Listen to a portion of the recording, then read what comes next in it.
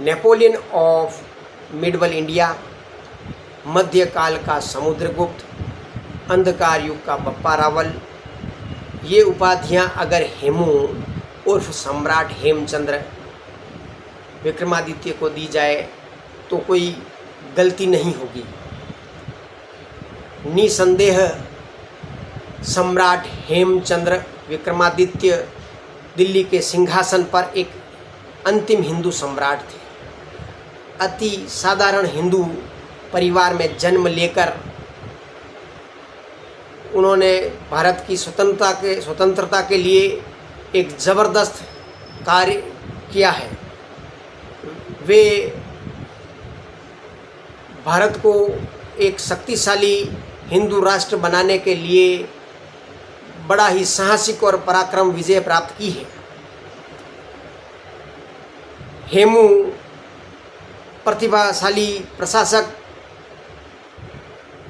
चतुर राजनीतिज्ञ, दूरदृष्टांत कूटनीतिज्ञ थे जो भारत को अपने स्वदेशी शासन में शक्तिशाली बनाना चाहते थे।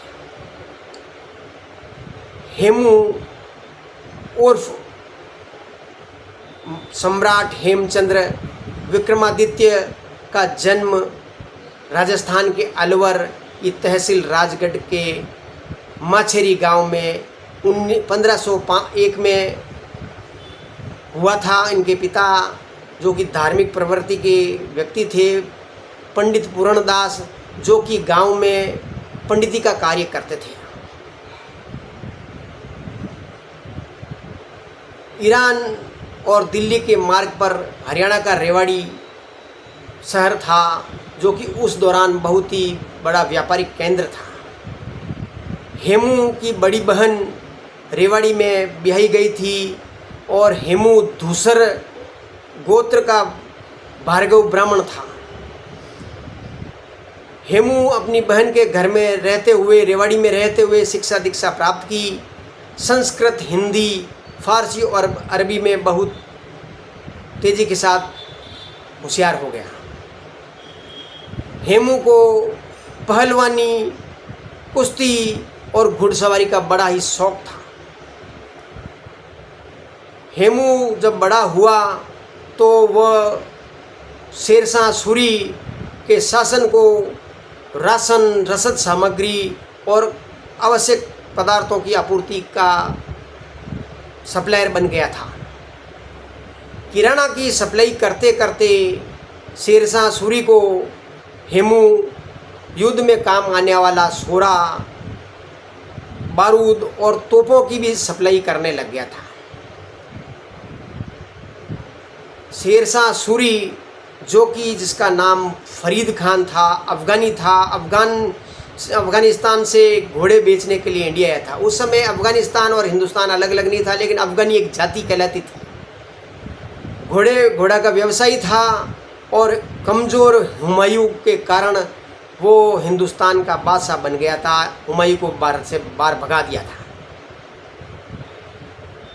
शेरशाह सूरी का बेटा इस्लाम शाह, जिसने रेवाड़ी में हाथी की सवारी करते हुए 6 फुटिये पहलवान और नौजवान हेमू को देखा, तुरंत ही हेमू को सरकारी नौकरी में ले लिया। हेमू को सनाए मंडी का सदर और दरोगाए डाक का सदर बनाया गया। बाद में उसको अफ़गान का सेनापति और यहाँ तक कि मुख्य सलाहकार हेमू को नियुक्त कर दिया गया। इस्लाम शाह को अपने से ज़्यादा हेमचंद्र पर भरोसा था। 1545 में शेरशाह सूरी की मौत हो गई। उसके बाद में इस्लाम शाह बादशाह बना। इस्लाम शाह की कुछ साल बाद में मृत्यु हो गई और इस्लाम शाह का बेटा आराम शाह, जो कि 2 साल का था, उसको शासक नियुक्त किया गया। आराम शाह का मामा मुबारक खां, जिसने अपने भांजे की हत्या कर आदिल शाह की उपाधि लेकर बादशाह बन बैठा। आदिल शाह शराबी, अफीमसी, नशेड़ी और कमज़ोर शासक था। उसने पूरी अफ़गानी सेना का प्रधानमंत्री हेमचंद्र को बना दिया और उसी को सभी शासन का कार्य उसी पर सौंप कर आप खुद मज़े करने लगा। जब हुमायूं को लगा कि उसके पुरखों जैसे उसकी पिता की साम्राज्य, खोया हुआ साम्राज्य प्राप्त करने के लिए वो भारत में आया वापस, तो आदिल शाह बहुत घबरा गया। उसने अफ़गानी सेना का पूरा नेतृत्व हेमचंद्र को दे दिया और हुमायूं को लड़ने के लिए भेज दिया और खुद चुनार भाग गया। हुमायूं अपनी पूरी ज़िंदगी गिरते पड़ते निकाली थी और इसी साल वो नशेड़ी, भंगेड़ी और अफीमची सीढ़ियों से गिरकर मर गया। हेमचंद्र ने इस स्थिति का पूरा लाभ उठाया, ये मौका गंवाया नहीं। उसने ग्वालियर पर कब्जा कर लिया और ग्वालियर से आगरा पर अपने लाव लश्कर को लेकर भारतीय सेना और अफ़गानी सेना को लेकर आगरा की तरफ कूच किया। आगरा का सूबेदार इस्कंदर खान उज़्बेक था, उसको भारी शिकस्त दी और वहाँ से आगरा के किले पर कब्जा कर लिया। यहाँ पर हेमचंद्र को बहुत बड़ी मात्रा में धनराशि प्राप्त हुई और अपने बहुत बड़े लाव लश्कर को लेकर दिल्ली की तरफ कूच किया। दिल्ली में मुग़ल सूबेदार तारिफ बेग खां घबरा गया। उसने अकबर और उसके अभिभावक बैराम खां को सूचना दी कि उसे कुमुक भेजी जाए, सैनिक सहायता भेजी जाए। एक काफिर उस पर हमला किए दिल्ली पर कब्जा करने के लिए आ रहा है। पंजाब के गुरदासपुर में कलानौर में मुग़ल सेना ने अपना शिविर डाल रखा था। बैराम खान ने अपने विश्वस्त मोहम्मद शेरवानी को बड़ी सेना के साथ भेजा।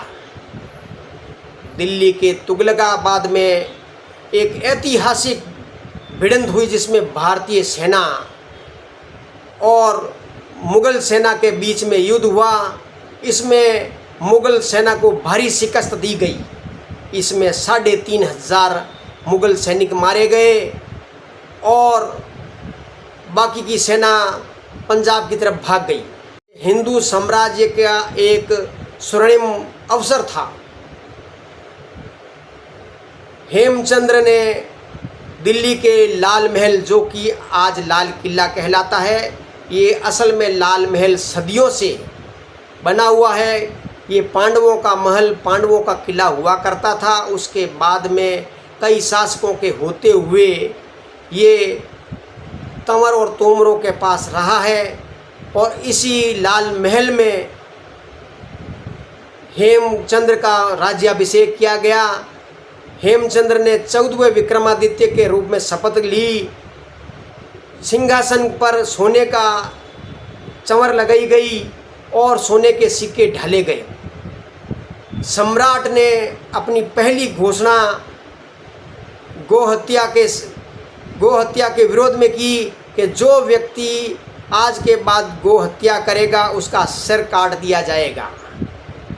गोहत्या का ये पहली घोषणा करने वाला ये हेमचंद्र विक्रमादित्य था।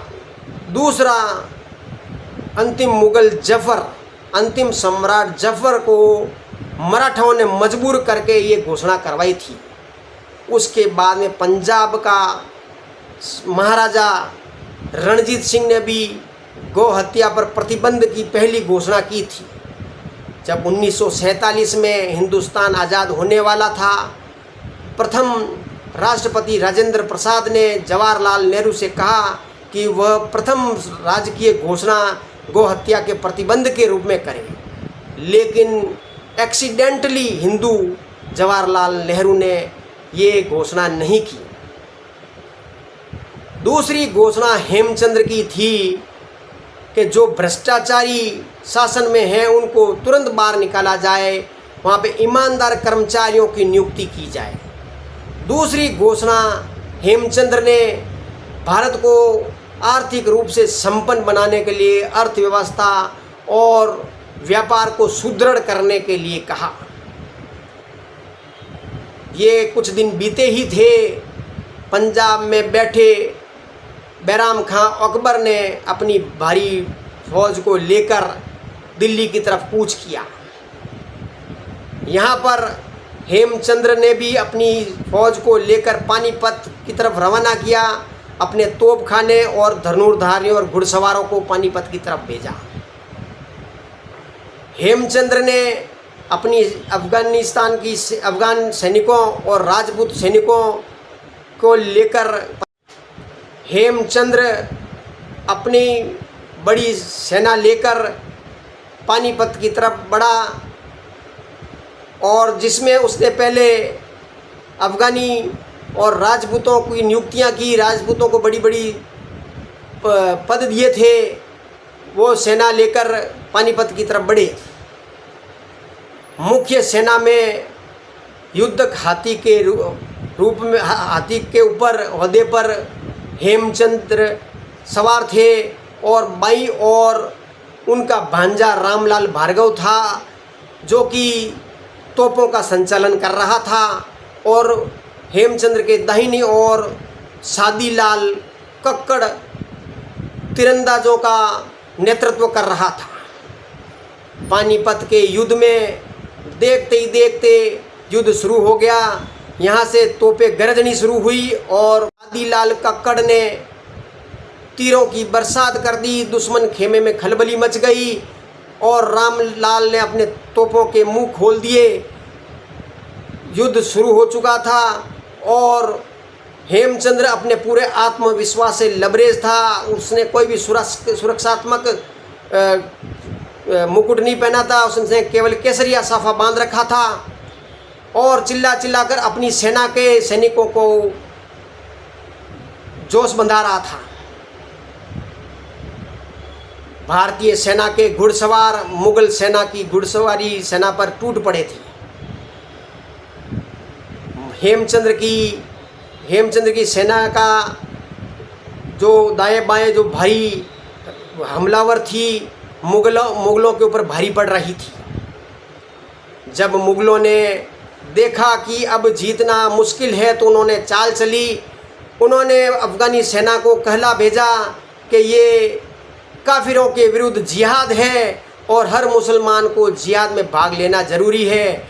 अफगानियों ने गद्दारी की। हिंदू सेना फिर भी घबराई नहीं, उन्होंने सामना किया, लेकिन तोपखाना अफगानी सेना के पास था। उन्होंने तोपखाना का मुंह हिंदू सेना की तरफ, भारतीय सेना की तरफ मोड़ दिया और युद्ध में खून का समुद्र बह गया। लाशों से मैदान पट गया। अचानक एक तीर शत्रु सेना की तरफ से आया और हेमचंद्र की आंख में धंस गया। हेमचंद्र घबराया नहीं, उसने अपनी हाथों से आंख से तीर निकाल लिया और फिर भी जोशीले भाषण देते हुए दुश्मनों पर हमला करने के लिए अपने सैनिकों को प्रोत्साहित कर रहा था। फिर भी 3-4 तीर और उसके शरीर पर लगे और मुगलों की भारी सेना ने हिंदुओं की सेना पर मार काट मचा दी। भारी नरसंहार किया गया। हेमचंद्र अपने हाथी के हौदे पर गिर गए और महावत भाग गया। युद्ध भूमि में हेमचंद्र की खोज की गई। एक हाथी जो बिना महावत का था युद्ध भूमि से बाहर निकल रहा था। मुगल सैनिकों ने उसके ऊपर चढ़कर देखा तो हौदे पर हेमचंद्र घायल अवस्था में पड़े थे। हेमचंद्र को नीचे उतारकर जंजीरों से जकड़ा गया और अकबर के सामने पेश किया गया। 14 साल के अकबर ने तलवार के हाथ लगाया और बैराम खान ने हेमचंद्र की गर्दन काट दी और पानीपत के आसपास के हिंदुओं पर भारी नरसंहार किया गया, भारी हत्या की गई। उससे भी उसका जी नहीं भरा बैराम खां का, तो उसने अलवर के माछरी गांव पर हमला कर दिया। वहां पर हिंदुओं को काटा गया और हेमचंद्र के पिता पूर्णमल को पकड़कर उसको पीटा गया। पूर्णमल से कहा गया कि वो मुसलमान बन जा। पूर्णमल ने कहा कि उसे मौत मंजूर है लेकिन वह सनातन धर्म नहीं छोड़ेगा। पूर्णमल की हत्या कर दी गई और पूरणमल के घर में एक गाय बंदी थी, उसको काट दिया गया, तो उसकी बछड़ी को काट दिया गया था। वहाँ मैदान से हेमचंद्र के सर को काबुल भेजा गया और उसकी धड़ को दिल्ली के बाजार में लटका दिया गया।